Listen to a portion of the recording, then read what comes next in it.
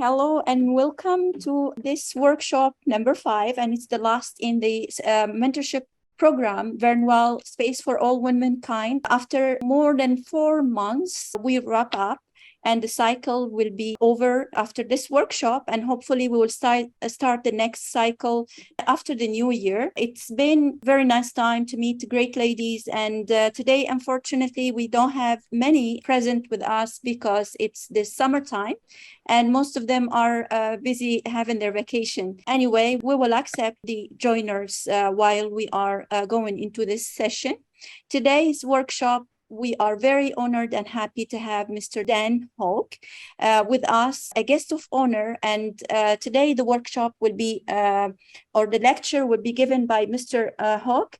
Usually it's me, and sometimes, like few times, I have other speakers. They did give the workshop and present their perspective from different expertise, and it was amazing. And we will have the ceremony of the closure of this program next month, probably on the 16th or the 15th, actually the 15th of September.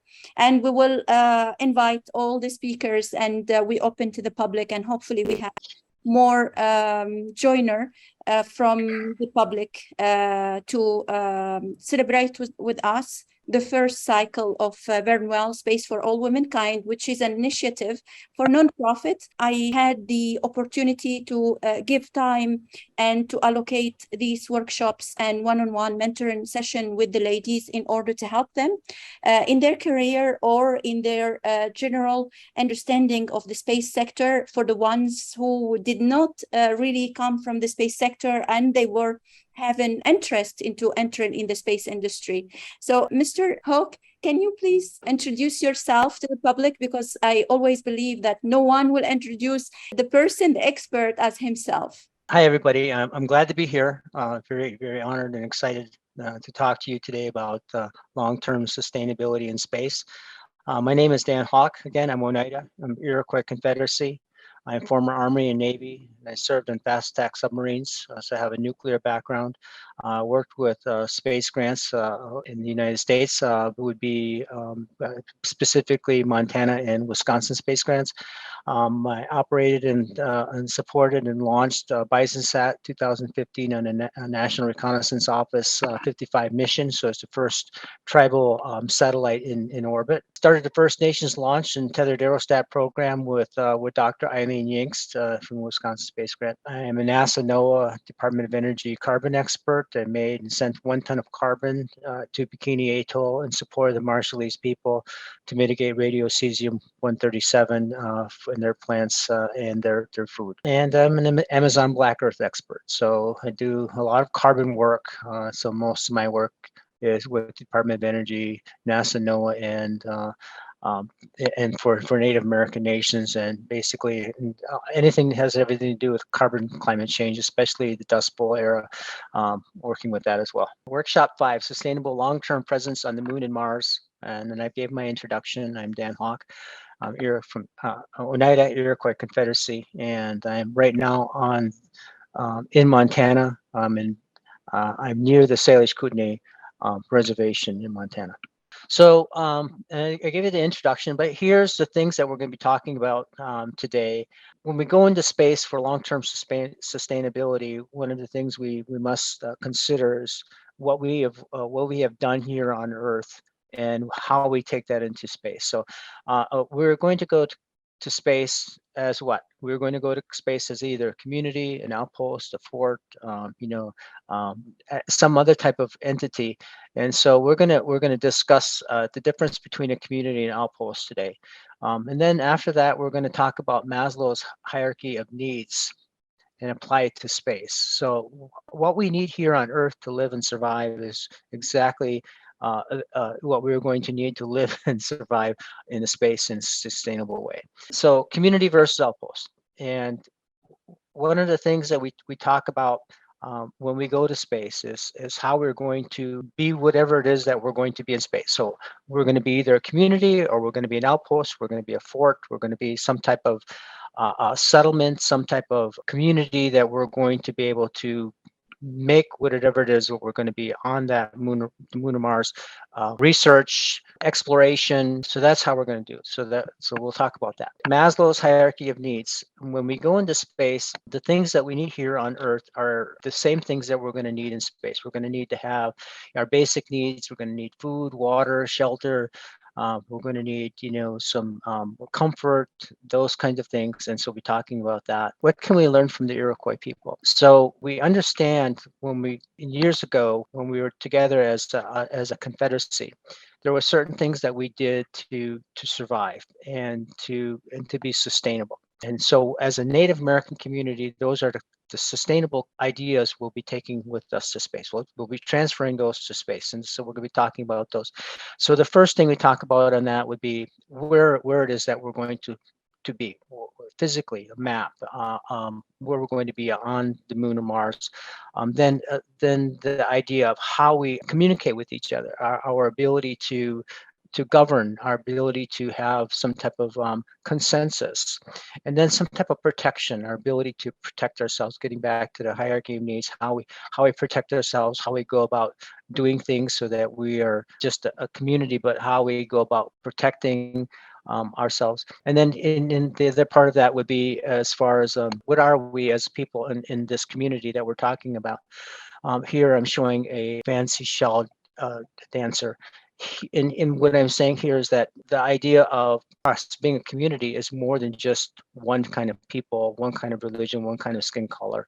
One of the most important aspects of going into space is that there's going to be a few people in space, a few, not compared to what we have on Earth today. We're going to go and be sustainable on another planet, Mars, and the moon. And so a few people are going to have to do a lot of things. The key aspect of being sustainable would be how people are trained, how people interact with each other.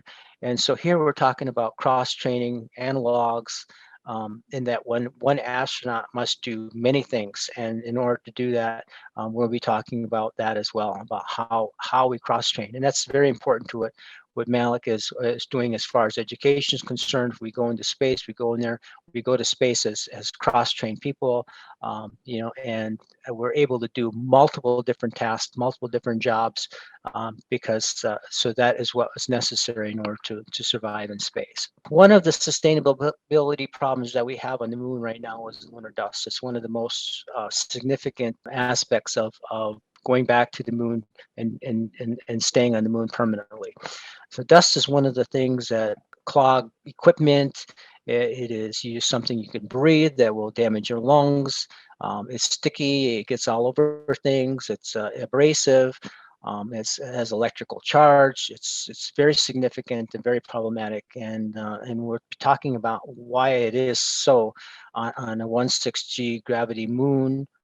With no moisture, and what's going to happen regarding the sustainability of the moon, and specifically targeted to lunar dust. So, okay, so that's the end of the introduction. So now we're going to talk about getting back into the differences of community and outpost. From a Native American point of view, and as we was talking to Malik, that some of our communities we have been colonized. We in America, that we have this, Christopher Columbus coming over kind of thing, landing, discovering America when there were already Native American or Native people on America. So the colonizing effort, maybe initially began with, some warring and then some parlay kind of thing where, there was some mutual agreements and ended up with treaties and safe passage. And especially now we talk about safe passage in the Iroquois Treaty of 1794, the Treaty of Canandaigua, that, settlers wanted to, we don't want your land. We just want to have safe passage. We just want to go through your land and we want to go on the other side of your land. But we all know what happened is that, over time, the treaties were broken and the land was taken from indigenous people. So the idea here is that when you have an oppressor and a colonizer, and we're talking about the oppression of people, when we go to the moon and Mars and we go there in a sustainable way, we're not talking about oppression, colonization, and there's a difference between what an outpost means, what a fort means, what a settlement means compared to that of a community of people. And so what we're suggesting here is that when we do go to the moon and we go to Mars and we are sustainable, that we are a community of people and not an outpost, not a fort, and not a settlement. So it matters, the language matters when we talk about sustainability in space. The hierarchy of needs is a Western thought. From a Native American point of view, that thought does not exist. We think in circles, and if you look at the hierarchy of needs, it's really a line. It's really a single line from the bottom up, as an example. So it's not really circular in by any means. But what we're talking about here is what we already know as Native people. What is our basic needs? What do we need? We need food, we need water, we need shelter, we need fire, we need to have warmth when it's cold, we need to have clothes, those things are necessary. When we look at the moon and Mars, we need the same things. We need spacesuits, we need to be warm, we have to have shelter, we have to have food, we have to have water. So those basic needs need to be met. From a Native American point of view, we don't waste things. We're very mindful about our environment, and the waste is not something we're not a throwaway society. We were not a throwaway society. We use those things. We talk about the next level up from our hierarchy needs is our safety needs. Our security, our safety. Being in being within a palisade of a Iroquois settlement, and they shouldn't say settlement, but Iroquois community that is very similar to that of going to the moon, and we have some type of structures there where we have habitats for the community people that are there. So we have to have some type of security. We have to have safety. We have to be able to go there and knowing that if something happened, that we have the ability to have rescue, as an example. And then we have psychological needs. And so the question would be, does a sustainable space community need the feeling of accomplishment? And does a sustainable space community need to achieve full potential? So there's a difference between going to space in a community and then having individuals, as we talked about previously in the introduction, about perhaps cross training an astronaut knowing and understanding and being able to do a lot of different things. The understanding then would be for that person to have esteem, to have those needs of wanting and be needed in that community. And then you're talking about the community itself. The community goes to Moon or Mars, and then you want the community to be sustainable but also successful. So when you're working together as a community of people on the moon and Mars, you want that community must have this idea of being um, sustainable community in space, because that's the whole purpose of um, long-term sustainability in space, is to be able to have that community of people in space to be successful. And there's a lot that has to go along with being successful, and it has to do with the cross training, the needs, having safety, security, having the food and the warmth and the water that you need. So, and that's very similar to what we have for the Iroquois Confederacy. And in this slide, so we were saying here that the Iroquois people were sustainable. And we do have lessons that we can share with the space community. And if you look at the very center of this slide, you're seeing how Iroquois people lived in the longhouse. So you can imagine this being a habitat on the surface of the moon, as an example, or the surface of Mars, and how astronauts then would live together in a community to be able to support each other. In the middle, you see fire. We talked about that in the hierarchy needs, that you need warmth. You have to be able to sleep. You have to have, and it shows like in food as an example. It has lighting, and you can imagine that you're in this place where you're able to communicate and interact with other people. And by doing so, that becomes your ability to sustain the community over the long run, over the long haul, to be able to communicate with each other and to be the community that you need. And on the right-hand side of the picture, it shows that.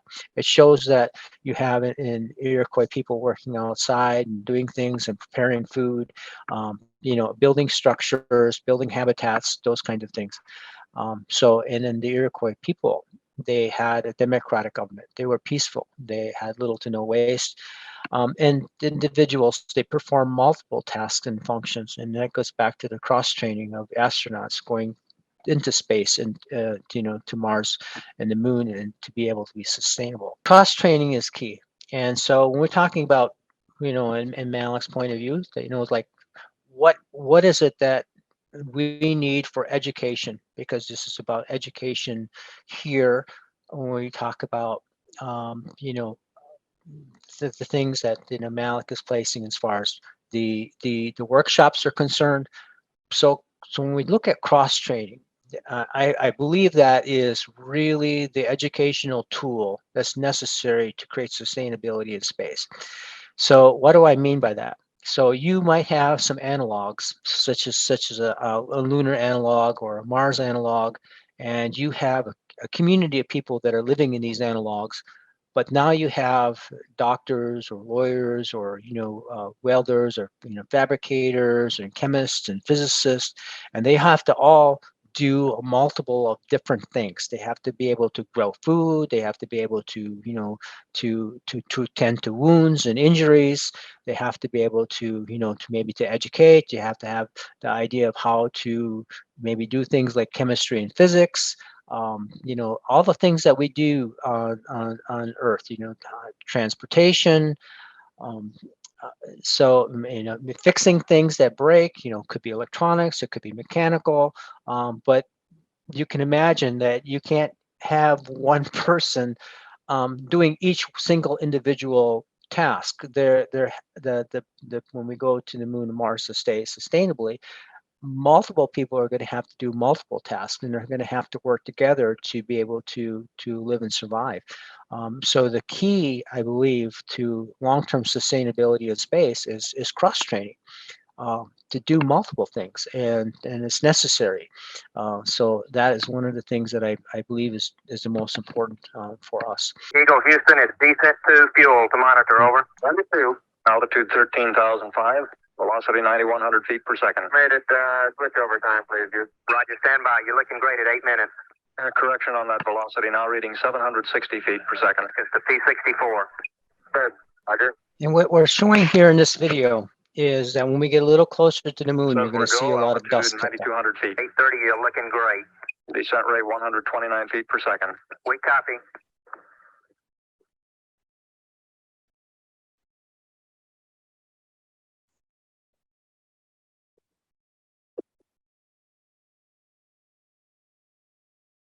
Eagle, you're looking great. Coming up 9 minutes. We're now in the approach phase. Everything looking good. Altitude 5,200 feet. Manual attitude control is good. Roger, copy. Altitude 4,200. Houston, you're a go for landing, over. Roger, understand. Go for landing. 3,000 feet. Stop alarm. 1201. 1201. Roger, 1201 alarm. We're go. Same type. We're go. 2,000 feet. 2,000 feet.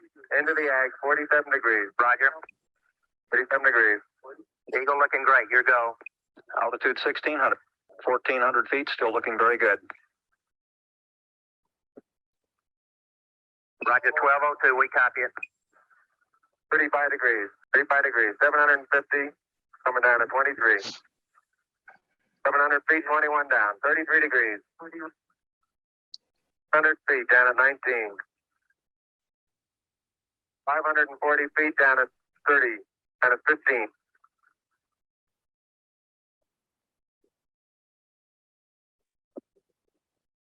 At 400 feet down at 9. Take forward. 10 and 50 feet down at 4. 30, stand down.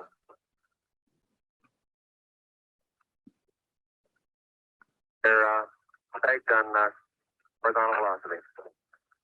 300 feet down, 3.5. 47 forward. Put up. On 1.5 down. 70.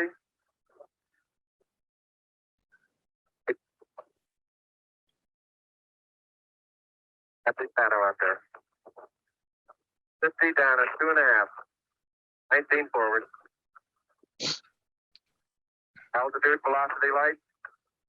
3.5 down. 220 feet. 13 forward. 11 forward, coming down nicely. 200 feet. 4.5 down. 5.5 down. Within 60 feet. 6.5 down. 5.5 down. 9 forward. Good. 20 feet. 100 feet, 3.5 down, 9 forward. 5%. 185. 75 feet. Car's looking good, down a half. 6 forward. 60 seconds. Lights on. 6. Down 2.5. Forward. Forward. 40 feet down, 2.5. Picking up some dust. 30 feet, 2.5 down. Straight shadow.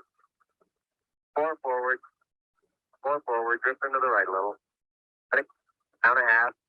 30 seconds forward. Okay.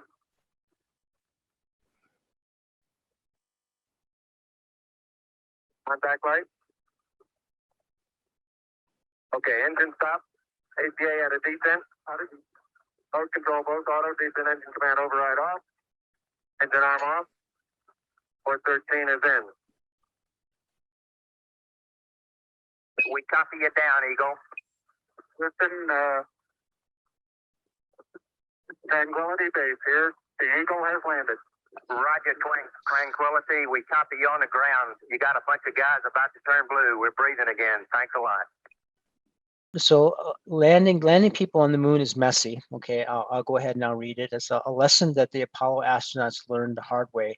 Using a rocket engine to lower a large spacecraft down to the lunar surface kicks up a whole lot of fast-moving dust that can travel far and wide, capable of hitting and even damaging spacecraft around the moon. It's an issue some engineers say it needs to be addressed now, especially if we want to land more people on the moon within the next decade. So space explorers have the moon's unique environment to thank for the dusty after effect. The lunar neighbor is 1/4 the size of Earth and has 1/6 the gravity of our planet, and it lacks an atmosphere, making it easy for objects to sail over the surface for some time coming back down. So you aim a rocket engine at the moon for an extended period of time. Typically you need to do lowering something down to the surface of the moon. It can easily accelerate lunar dust and to speeds of thousands of meters per second, sending them hundreds of miles away.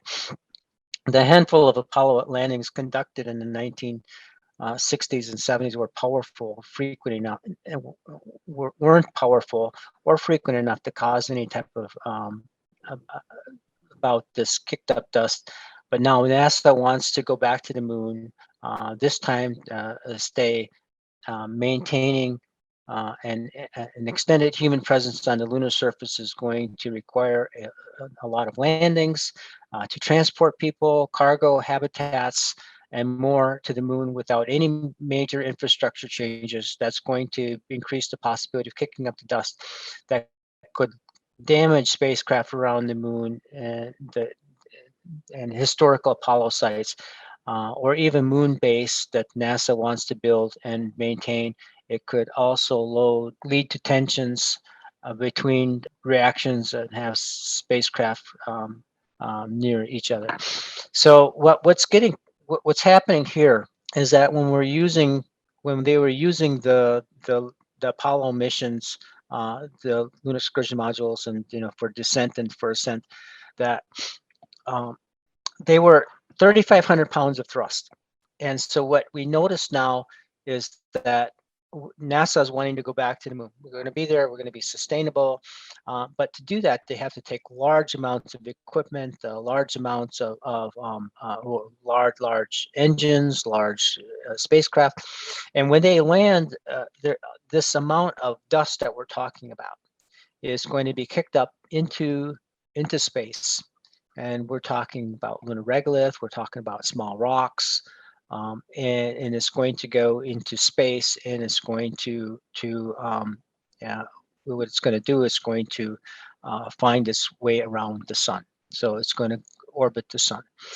So if you understand what we're trying to get here, if we're going to go to the moon to be sustainable, we have to figure out how we're going to deal with the dust. Now, what I'm saying is that the dust is going to be very problematic. We're talking about large landers that are going to be they're going to have millions of pounds of thrust. And the lunar excursion module was only 3,500 pounds of thrust. So you can imagine we're talking about tons of lunar dust is going to be ejected into space. And so when we look at what sustainability is, that is the very first problem that we're going to have to deal with, is how we are going to land our landers on the surface of the moon and be sustainable, by having to understand how we are going to deal with this dust problem. Because if we think about it, this is really an environmental disaster. It's an environmental problem, because now you're talking about tons of lunar dust that are going to be ejected, perhaps just by one lander. We're going to have lots of landers. And so we have to realize that if we are going to go to the moon to stay in a sustainable way, that that the dust problem is something we have to deal with. So the idea of this workshop basically was like, is if you're a community in space and you need to be sustainable, and you find a problem and you see a problem, that then you have an obligation. You have to understand how you have to try to mitigate it. And you can imagine, if you're a community of space people on the moon, and you're living on the moon, and you're having landers landing on the moon, and you're having this dust problem, how is it that you can be sustainable? So the question is, how is that possible? What do we need to do to make that possible? And so that was one of the things that I wanted to come, to have this workshop present, because a lot of people don't understand this. They don't realize what's happening, and to show that there's something that we need to do as people to mitigate that. And so that's kind of where I wanted to leave that off. And that we could probably read more on that, but it's really hard to read. But I tell you, the idea here is very simple. We go into space as a community people. We have to be able to live there in a way that is sustainable. And if we don't, then obviously it's not going to work. So we have to look at all of these problems. So in the Verge article, you're going to notice that they mention simulator. So we talk about going to be sustainable again. Simulations are really important. Analogs are really important. So simulator is important. It was mentioned in the Verge article. Redundancy. So if we're going to space, we need redundancy. We need two of everything. One is going to break. We need to back up. International collaboration. We're going to go to space. We're going to be sustainable. We have to have those international collaboration. In outer space cultural heritage, to understand that when we go there, that we're going to be creating a new history. And so our new history has to be where our cultural heritage is preserved. So there's a difference between cultural heritage and debris. So we have to, that's one of those things that needs to be taken care of when we're talking about sustainability in space. Dust dust will damage dust is going to damage things. So we need to know that those things that we have that we need and we use in space for in a sustainable way, that the dust, especially on the moon, is going to damage those things. And right now we're talking about what we mentioned as far as what the dust is going to do on the surface of the moon. When we land, it's going to go around the sun. It's going to be in orbit around the sun. Space industry might skip landings in a pad steps. In other words, in the Verge article, what it says is that if you think about this, for the space industry to go to the moon and be sustainable, they need landing pads, and they need landing pads for the reason we just mentioned, because the dust is going to go into space. It's going to create an environmental problem. But to create landing pads on the surface of the moon, it's going to take a lot of effort to do that. It's going to take, it's going to take a lot of money. It's going to take special equipment. It's going to take a lot of power. So what the Verge article was saying is that, wait, hey, we're going to go back to the moon. We're going to land landers, and we're not going to do landing pads. We're not going to have those. And in my opinion, when we talk about what sustainability is that that cannot happen. We have to have landing pads. And the reason being is that we're going to see these really large engines, these really large rockets are going to come landing on the surface of the moon, and millions of pounds of thrust, and it's going to send a lot of dust into space, and it's going to create an environmental problem. And it's unfortunate, but I think that's what's going to happen. So we need international agreements on how we're going to deal with sustainability in space. So before we even get to the moon and before we get to Mars, we have to have international agreements to do what we need to do to be sustainable there. So those are the takeaways in the Verge article. And so it's really important that we look at these kinds of understandings, because if we're going to go and we're going to be sustainable, we have to think differently. Because right now, what's happening is that we believe that we're going to be sustainable on the moon, but yet we do not have an ability to do. We don't have the idea of what we're going to do for like landing pads, as an example. And that's really concerning to me. And one of the things that I wanted to bring out in this workshop was to show that there are problems with going to the moon right now and to be sustainable. So the idea is, well, what do we need to do to be sustainable? And right now we're not doing what we need to do because our landing pads are absent in our future landing capabilities for the moon. And so right now that's one of the things that it's not being worked on the way that it should.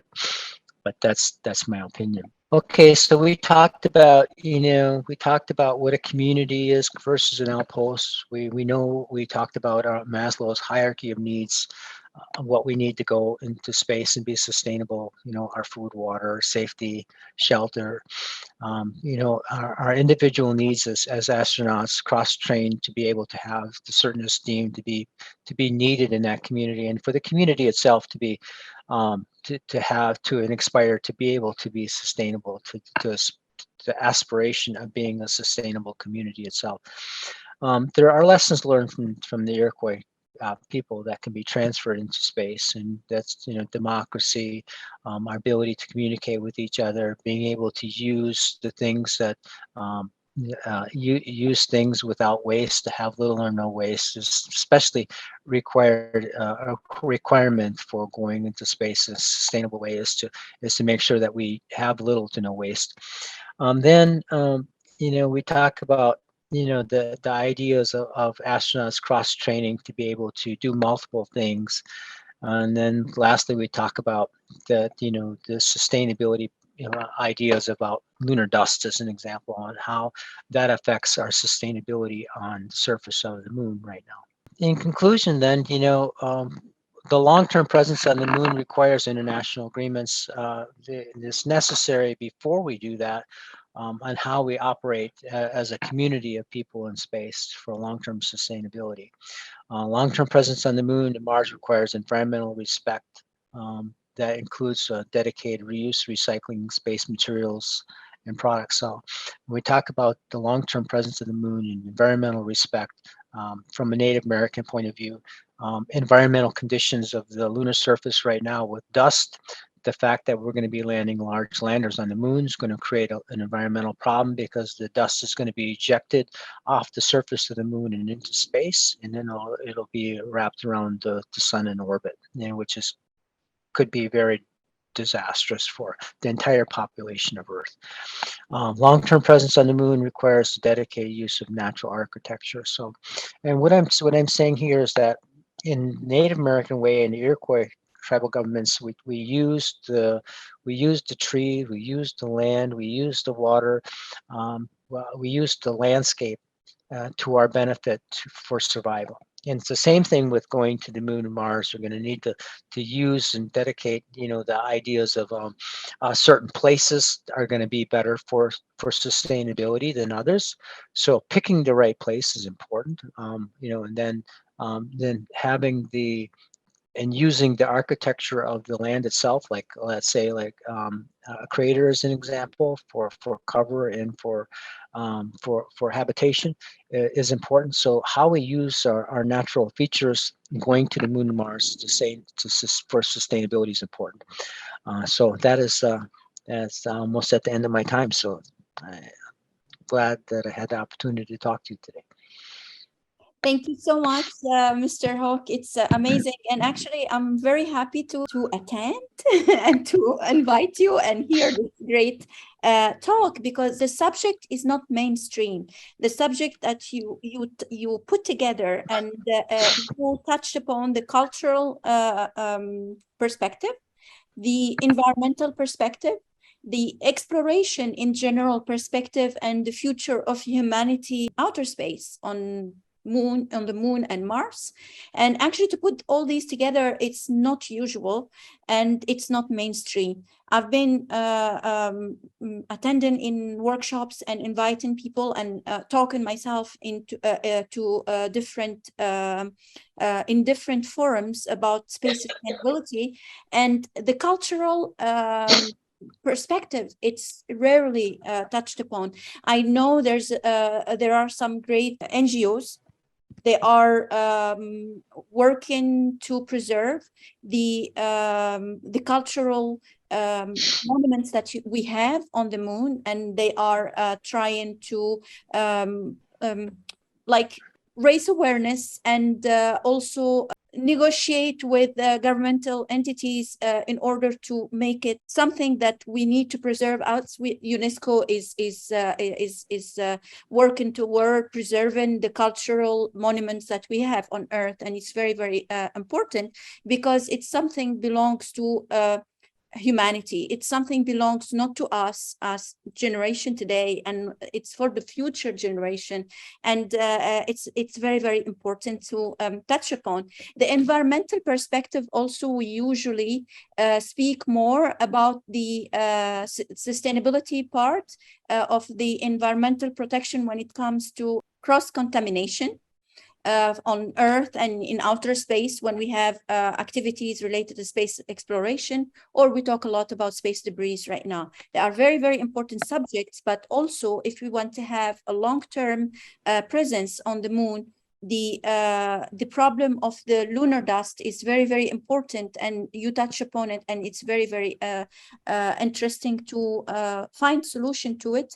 And technological development, I'm sure, with persistency and also with investments, because our issues right now that halter us from going sustainably into outer space is the funding injected into space activities are not really that abundant, because we need to have sustainable cislunar, for example, economy that it can sustain the activities that we can move forward to the like deep space. And it's very important to think with a milestone, which we don't have right now. We need to have not only an economy relying upon satellite industry, we need to have more than that. And actually, if I ask you about the satellite that you worked, the satellite project which you worked on, the one with the tribal satellite. Can you tell us about that? And then I will ask you more about the issue related to sustainable economy on the moon. What is your perspective on that? But I will ask you about the satellite first, because that one is very intriguing, and actually I would like to share with the audience about the information and the data about the satellite. Well, the BisonSat was launched in 2015, October 8th. And it is a 1U CubeSat used for educational purposes for the Salish Tribal College. And so it was a tribal college satellite, and I was brought in by the Montana Space Grant to help and support them, to complete that mission and get it into orbit. And it's the only one right now. So right now we're working on our own constellation of satellites. Right now we're looking at the constellation to be computers. We're looking at putting computers in space for our tribal government blockchain. So in following that would be something like the FireSat, which would be like a 40 constellation for the Environmental Defense Fund. And then, our own tribal government constellation of maybe 8 satellites, which would have a higher aperture and being able to do more sophisticated work and more of a national security issue. So yeah, the BisonSat was basically an educational satellite. But what happened though, it was really interesting. Because I was the only Native American staff that was on the project, and when I approached them and I said, when we launched BisonSat into space, it's going to change the way that we view sovereignty. Our tribal sovereignty is land. Our tribal sovereignty is airspace, and now we're looking at tribal sovereignty in space. What is it that Native Americans, what is it that indigenous people can do in space with their own spacecraft, their own satellite? Can we view and take in consideration things like our habitat change or climate change? Can we monitor those things on our own? The Torres Strait lawsuit against Australia was because of the fact that the Torres Strait people were saying to Australia that you weren't doing enough for climate change, and the sea level is rising and it's destroying our homeland. So here's the idea where the Torres Strait then could be able to put up their own satellite to monitor their own climate change so that they can make their own decisions and have the ability to have self-determination, as opposed to having somebody else giving that information and then trying to decipher what it is. They could have their own information, which is firsthand, which is important. So it's not somebody else's data, it's your data, it's the tribal data. So that's what's important about that. And that's great. And it's amazing to hear that you are working on a constellation for blockchain based constellation. So is that when the project will be about to start the first deployment of the first satellite? Well, we're hoping to have it in 18 months. So we're working on it right now. So in 18 months, we're looking at our first computer satellite, and we're looking in obviously interoperability. So we're able to talk between our satellites. We're looking at being able to take cislunar data, and also being able to support other countries on our blockchain as well. So we're working with the Department of Defense trade controls to work through those ideas of supporting other countries in addition to our tribal people. That's great. That's great news. So 18 months is around the corner. Time flies by. It's very, very quick. Yes. Yes, exactly. So I go back. For putting up a satellite, that's really short amount of time for putting up a satellite. That's really quick in satellite time. Yeah. Exactly. That's what I wanted to say. And actually, I will go back to the question related to the talking about sustainable presence on the moon. Do you see us anytime soon having our first infrastructure there? And do you think that we will see the first steps of a sustainable economy on the moon we are still alive, based on the way how we see things going and all the political ties that it is happening with Artemis Accords and so on. Do you think that we will see the first pillars of infrastructures there, which will prepare for a future sustainable economy for humanity on the moon? Two parts to that question. First of all, I really believe that we're underestimating the dust. We're underestimating the dust problem. I think that's going to be a huge problem, and I believe that environmentalists are going to get involved. They're going to say, hey, wait a minute, before you land that lander on the moon, you have to have a landing pad. So what that means is that it would not be trying to stop the economy, but what you need to do is we need to think of it differently, because if you look at what happens with the Apollo missions, they were relatively small emissions. They went down 3,500 pounds of thrust, as I was telling you. You've seen the dust kick up, but it's little compared to the millions of pounds of thrust that we're talking about with these huge landers. So you can imagine the amount of dust is going to be tremendous.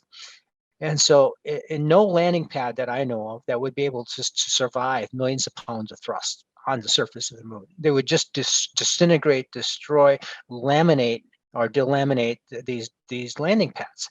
So we have a real landing pad problem, and so that to get to this sustainability part, to get to the ability to have some type of lunar economy, I think that has to happen first.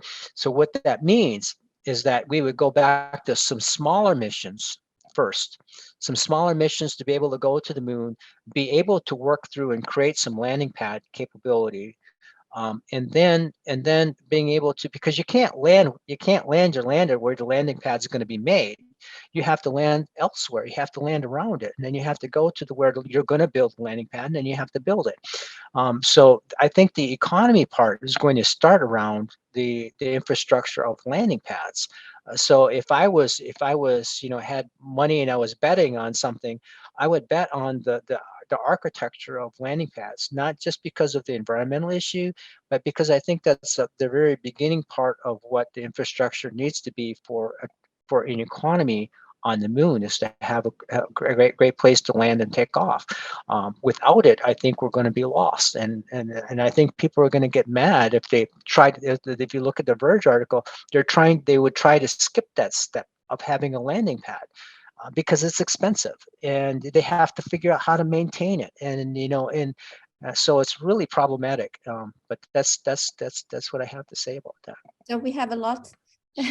We have a long way to go. Actually, it's not that easy as we see. It's about engines, and it's about a rocket that is going to be arriving there, and then there we are, and we achieve the first milestones. And based on what I learned today, is we have a bigger problem that needs to be solved before even thinking of the problem of the issue mining and having looking for water to prepare for fuel and so on, which is in the next stages, because it's very important to solve these issues first. And my next question is, because you are also working on different projects relating to energy and relating to energy security. And I wanted to ask you, what do you think about the issue of energy security that we have today? And actually today, we are going through a big problem. It is the war happening between Russia and Ukraine, and we see that Europe is suffering, and it's going to be even worse in the future because of climate change also, which is called a threat multiplier. So if we have problems of energy security, food security today, immigration problems, human security, actually climate change will multiply those threats because of the impacts it has awareness on different aspects relating to those issues. What do you think about the problem of the first of all of the energy security based on your expertise on that? Okay, so the first thing is everything has got to be on the table. We can't say that we can't use nuclear. We can't say that we can't use coal. We can't say those things. Everything has to be on the table when we talk about energy security. We talk about coal in specific, then we talk about things like gasification and going to using ammonia, right? So there's ways that you can use coal that makes it more cleaner, makes it cleaner than just burning it, right? And then it brings up the idea, then the issue of something like in some of the developing countries that they are still using a biomass, right? Other than coal, they're using like wood as an example. And so what I'm getting at here is that all energy is on the table. Wind, solar, got to do all that. The journey is important, going from this technology to that technology, the getting to the better technology to make things more efficient, less waste, less toxic, because we have to dispose of things. So we need to look at all that. Then we look at going back to the idea of biomass, right? When it comes to developing countries, and when we burn biomass, we ought not burn it down to ash. We need to burn it to carbon, so they're using a lot of the BTUs, but not all of the BTUs. So when we get to carbon, carbon is necessary. Carbon is necessary for our food security. So energy security is necessary for food security. Carbon, when we take carbon and we put it in the ground, as a physical carbon, like if you burn a piece of wood and it's got carbon on it, and you can all see carbon versus ash, we know what the difference is. If you take the carbon and you put it in the ground, now what you have is an Amazon black earth and the Amazon brown earth sustainability, because now you're making that earth sustainable in a way that you're adding carbon to it, because that's soil organic carbon. You're adding carbon to it. So when you have plants that grow, plants are all cellulose. They're cellulosic. That's the roots, the stalk, the fruits. That's all cellulose. And cellulose is just sugar.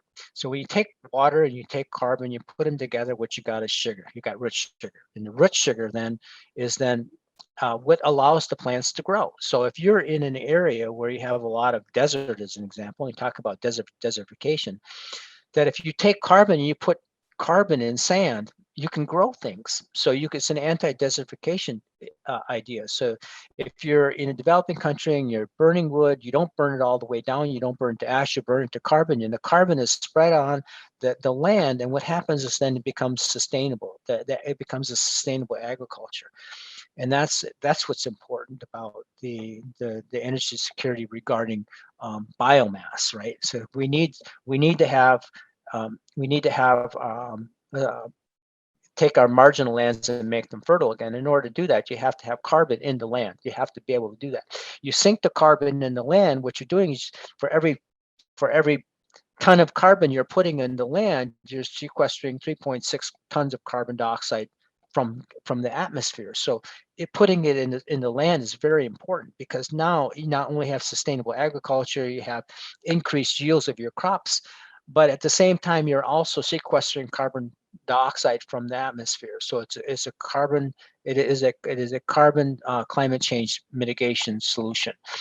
So that's really important. So like I mentioned to you, coal, so right now China's really big on coal. They're going to be adding more coal, but how they add it, how they burn it is important. So that's not being talked about. So you need to look at what China is doing. So if China is building a coal-fired plant and they're making energy from it, they're producing electricity from it, how are they burning the coal? Because that makes a difference. If you're taking it as a gasification and you're using it as ammonia, as an example, that matters. That matters because you're not polluting as much as if you were just burning it straight, right? So there are technologies that are necessary for China to burn coal, but also burn it clean, but burn it cleaner. So because where's the coal? They're burning in China, right? So the idea is that the clean environment that they're talking about, they have to live in this environment. So it makes no sense. It makes no sense at all to burn coal in a way that is dirty. You have to burn coal in a way that it's cleaner. And that's what China is, that's what I believe China is doing, right? So, but we're not talking about that. We're just saying, oh, they're burning more coal. But how they burn coal is matters, right? And so when we talk about energy security, let's say of Ukraine, right? If you go back further and you go back to the idea of Hispaniola and the separation between Haiti and Dominican Republic, when Haiti was, they're stripped of their trees. They're basically, they were just, their entire environment was destroyed. And so you have Dominican Republic, they have beautiful trees, they have the ability to do great things because they have their environment is intact. And the reason why that is because Dominican Republic went to I believe it was to South America and say, hey, we're not cutting our trees. We're not going to burn our trees. We're not going to cut. If you cut your trees, we're going to kill you, right? So, but what they did was they made an agreement then to bring in propane, I believe, into Dominican Republic, while in the Haiti side they were burning wood, right? So there's a difference between that, and so how do you equate this? You equate this to Ukraine, right? So if Russia says we're not going to supply you with fuel anymore, you have to figure out a way to get Ukraine fuel, and they do it the same way that they did in Hispaniola in Dominican Republic. You transport that necessary fuel. In this case, it was from South America to Dominican Republic. And we are going to have to do the same thing for Ukraine. You're going to have to transport the fuel from America or, from other European countries into Ukraine to be able to support them over the winter. Right. So that's how that has to happen. You can't destroy your environment in the way that had happened to Haiti, and it was unfortunate because it really wasn't their fault. But the point is that it happened, and so that's the same thing with Ukraine. It really wasn't their fault, but the point is it happened. So the reality there is that the fuel has to come from somewhere else to support Ukraine, and you can't destroy the environment in the short term. It has to be long. You have to think long term to be able to support that. That's thank you so much for the insightful reply, and it's the answer. It's really first time I hear this perspective, because we hear a lot about the problem of burning coal and energy, that it's coal-based energy. It's not sustainable, and we need to move from it and get a cleaner way, cleaner energy. But actually, what you said is the way how it's burned matter. And you think that China, because we know that there is two sides of stories when it comes to China and sustainability in China. Some they say China is not like it's not working sustainably, and the environmental perspective is set aside because of the economic interests. But if you are a subject matter expert and you believe that it is done in a sustainable way, I think it's time to look into that and see how they are moving forward in order to not count on, today we are trying to look for more sustainable energy, and there's a lot of investments need to be invested into different kind of energy. Like, for example, in Europe, some countries, they moved from the nuclear energy, and the investment they invested already to prepare for the nuclear plants. Then because of the issue happened with the accidents, with what happened in the past, like I know Italy, they invested a big amount of money for nuclear energy. Then after that, with political reasons, they just set aside and they moved away from the nuclear energy. And now it's very important to find a way, because actually it's going to be a problem and big crisis in Europe. And it's time to think in a different perspective and different ways, and listen to experts like yourself. Thank you so much. Sure. Gaetano, you like to ask the questions directly, and feel free to introduce yourself. Oh, great. Thank you. This is an excellent presentation. And I just want to know, are there any AI computer models that can calculate dust displacement prior to landings? Has that been looked at all? And also your thoughts on utilizing hemp in space for sustainability issues, if you can address those too. Thank you. Well, the first one is about artificial intelligence. So what has to happen is that when we first starting our Eclipse missions, or when we first starting landing on the moon, our landers have to have sensors about how we're going to be dealing with dust. So the landing pads, the landers themselves will have sensors on them. But what we need too is a lunar orbiter around the moon, so that when we are landing, we're able to see how that plume of dust is moving outward across the surface of the moon and also into orbit, right? So these are relatively small landers to begin with. They're not the Friendship landers where they're really, really huge. So they're relatively small, so that would be important. So we could take the information off the landers, multiple landers, take the information off that, because they'll have dust sensors on it. If we could put a lunar orbiter that then looks down at these dust plumes as they're landing, or when something is ascending, then we're able to characterize the dust and make a better prediction on how it's going to happen when we have larger landers, and how, over time, how we're going to be able to, then we can make a prediction of how much is actually going into space. So that would be important to do. So we can use artificial intelligence to maybe make projections as to what we can do. So if we have a certain level, like a certain level of dust that we can tolerate, as an example, whatever that would be, we can say that if we have some artificial intelligence program to be able to look at it, looking at all of the data and saying, if we have a lander this size, we can mitigate dust going into orbit. If we have it larger, then we know this much dust is going to go into orbit. So then we can make a decision as to the size of landers that we know that we can land relatively safely on the moon and have not too much dust going into orbit. But we need to know what that is. We need to know what that power level is. We need to know how much thrust that is, right? But we don't know that yet. So then the second part of that is industrial hemp.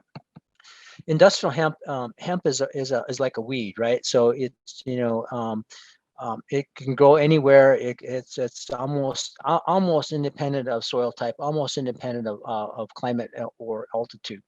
So you can use it in a lot of different ways. You can use it for mitigating things like contamination. Let's say from a mining, from like a gold mine as an example. It's like, so you're able to use industrial hemp for mitigation of that mining. But industrial hemp can also be used for medicine. It can be used for rope. It can be used for materials. It can be used for for clothing. You can use it for eating. You can eat hemp hearts. You can use it for oxygenation. So there's a lot of things that you can use industrial hemp for, and you can also turn it into fibers for 3D printing on the moon, as an example.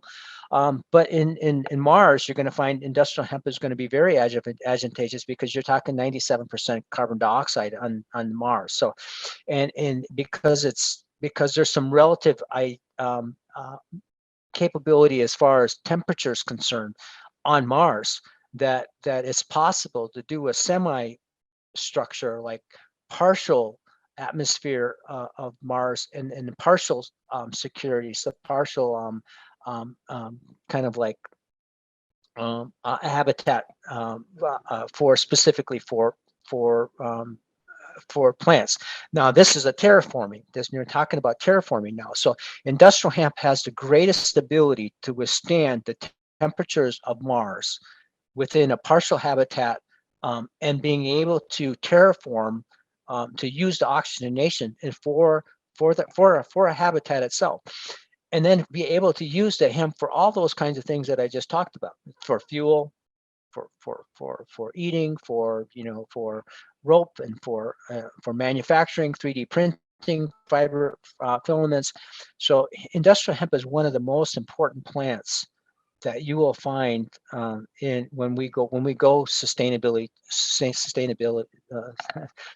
to the moon and Mars, but mostly in Mars you're going to see that industrial hemp is going to be a huge opportunity there. Thank you.